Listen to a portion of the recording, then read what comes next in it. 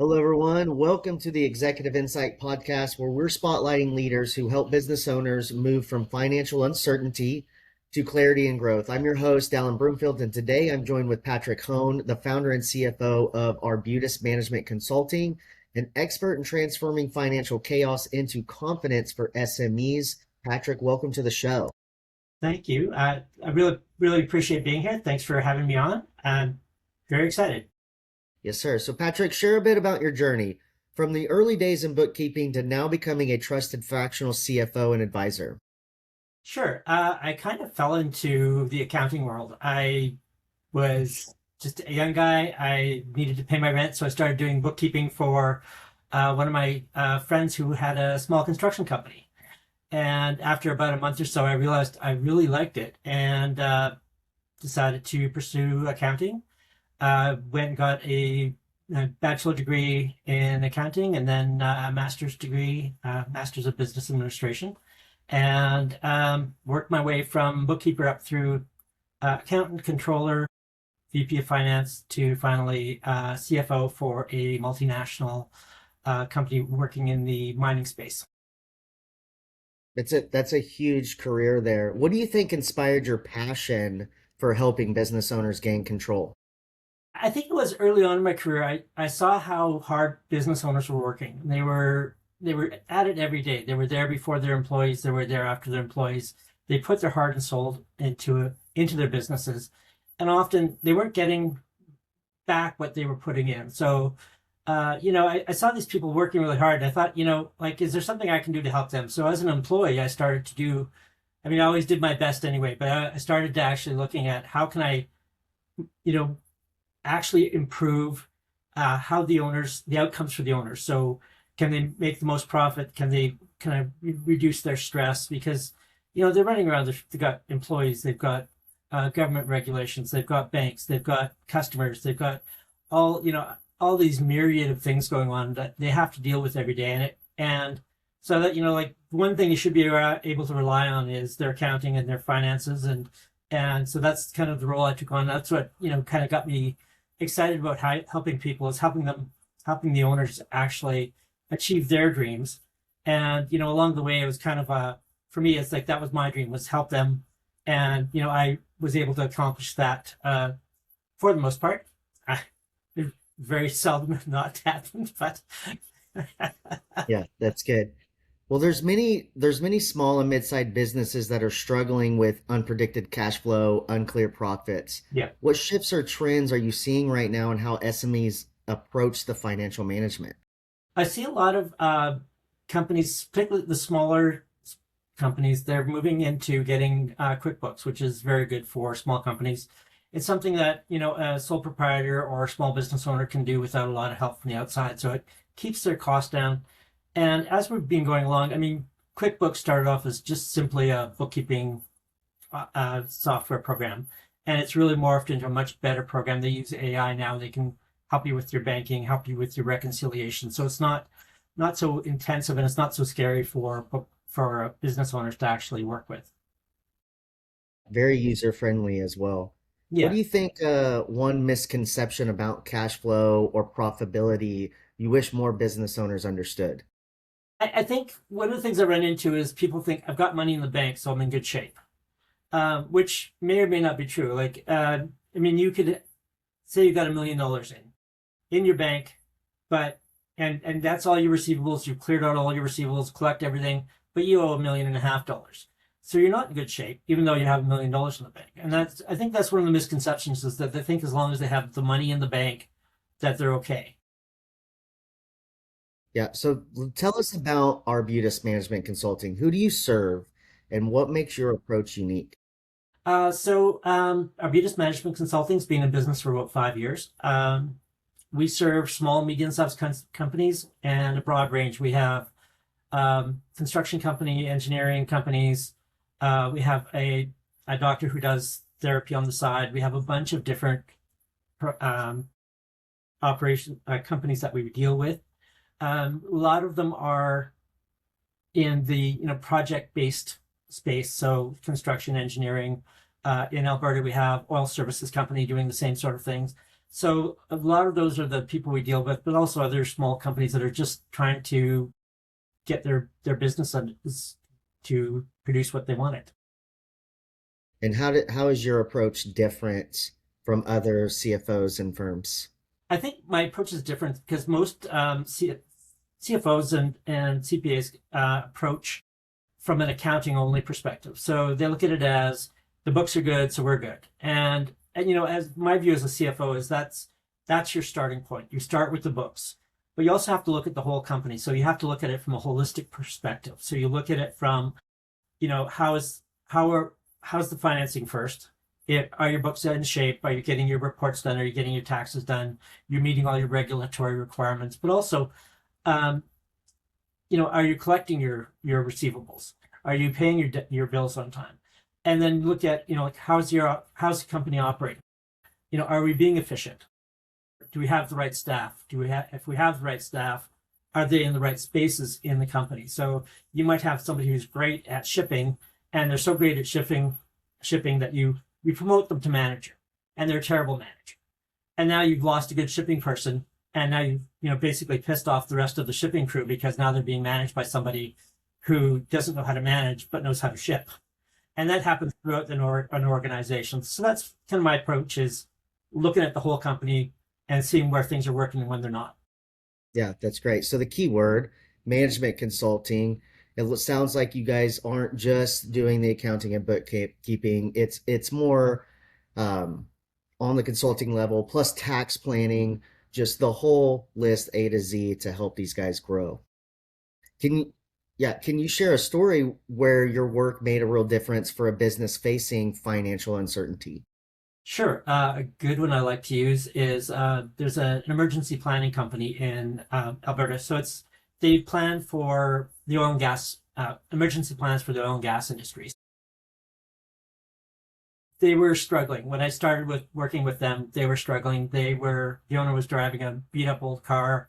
They were struggling to make payroll, and they were working with medium and large size oil and gas companies. So cash flow wasn't really the issue. It was when I started looking, there was a bunch of issues. Well, but the biggest one was they weren't recording and invoicing everything they did. So they were paid on an hourly basis, and then they were paid for extras, travel time, um, producing the actual maps for the emergency plan, providing the emergency plan to the client. And they were guessing at how many hours they thought they'd actually spent. So one of the first things I did was went and talked to the owner and said, I said, I'm looking at this invoice. It says 60 hours. Well, how do you know it's 60 hours? Well, I think that's what it should be. Well, for me, it's you should know how, and this is across businesses, right? You should know what your costs are, what your input costs are. You should know what the market will bear. And so, I talked with them for a while, and I said, why don't we implement it in steps? Why don't we keep timesheets? Very easy to do. These days, it's you can get an app on your phone that'll track your work time. There's an app on your phone that will track your mileage, charging the mileage, charging the time properly, actually collecting up the expenses from the employees, because they go out in the field, they'd be out for 2 weeks, they'd be at hotels and meals and all the other stuff that was associated with that, and just making sure we were gathering all the information correctly, putting it into our accounting system, and then actually billing the client. Really, within about a year, they went from grossing around $1 million to $1.5 million a year to $3 million a year, and their net profit went from about $30,000 to $40,000 a year to almost $1 million a year. Which I like to use that example because it's very stark. It's very clear that they really turn things around. Not all of my clients get that sort of drastic turnaround, but a lot of them get they'll get a 30-40% boost in what they're doing in their bottom line generally. And I think for me, that makes me happy. That makes me glad to go to work. I'm excited to go to work. I'm excited to help people out, and that's really what gets me up in the morning. Yeah, that's awesome. That's a good example. How long do you think it took you? You had to basically restructure this entire thing. So did that take a year, 2 years? Really, what was the Uh, timeline on it? Yeah, they were one of the worst I had, worst from having to fix things perspective. Initially, just the start, it was a fairly quick start because it was pretty clear what the issues were. And then, so total implementation on that was around 6 months. And, by the end of the year, we really were seeing the results kind of coming in very quickly. The owner was, um, still thinking that he was doing great because he had cash in the bank. And it was true. We had a lot of cash in the bank. He actually went and bought a small office building, but it was also the books were under in shape. We could actually tell how we were doing. I would report to him monthly and say, here's where we're at. Here's where you were at. Here's where you're at now. And he was like, yeah, I got cash in the bank. I know, fine. So it was always one of those good, good. Yeah, we got cash in the bank. You're right. We're fine. So for Arbutus Management Consulting, what's been your most effective strategy for attracting new clients and growing your business? The most effective strategy we've used is actually marketing through LinkedIn. So we use Sales Manager. We use an AI system to do our marketing pitch to people, and that has made the most difference. I've tried various things over the last 5 years. I've tried doing it myself. Um, Not very great at that. That's not my specialty. I've hired people to do it, and I actually found somebody locally who was able to actually give me the results I wanted without, a huge amount of my time or a huge amount of our money. So, uh, the LinkedIn marketing has been the best so far. Word of mouth is okay, but that's very hit or miss. You just don't know who's going to talk to who when. It's not very proactive. It's very, lay back and wait for the money to come in. Well, generally that doesn't happen in consulting businesses. So that's the one I like. So if I remember correctly, you have a marketing consultant who used to be a former CFO, correct? That's correct. Yeah. How do you think that's influenced your marketing and sales approach? I think it's been a huge influence because I've talked to usually when I talk to people in marketing, they're marketers first, so they're salespeople first, and there's no knock on salespeople. Everybody, companies need them. Every company needs somebody to go and sell their product because you're busy doing the stuff, the making the product, selling your services, whatever you're doing. You need somebody to go sell it for you.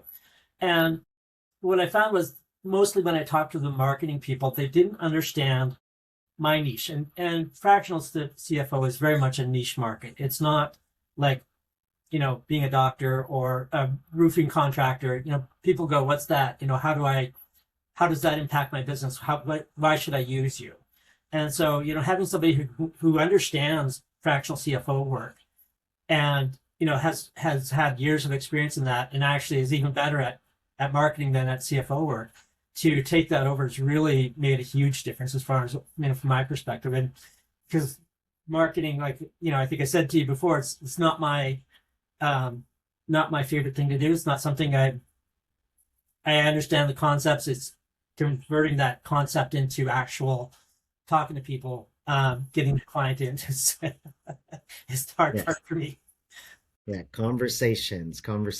Yeah, yeah, What's getting been there. what's been the biggest marketing or sales challenge you faced while building your practice?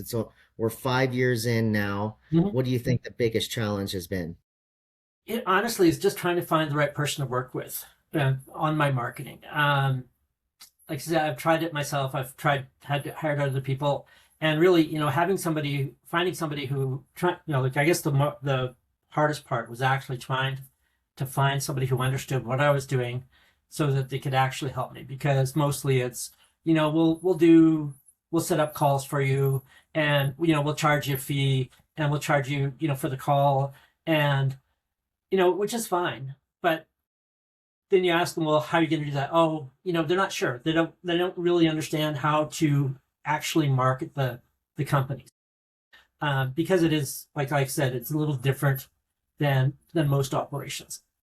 Specific niche. Yes. Okay, I love this question, Patrick. It kind of gets a little personal. So, how do you balance working on your own business while still serving your clients at a very high level? That's not that a hard of a question. So my view is put the clients first.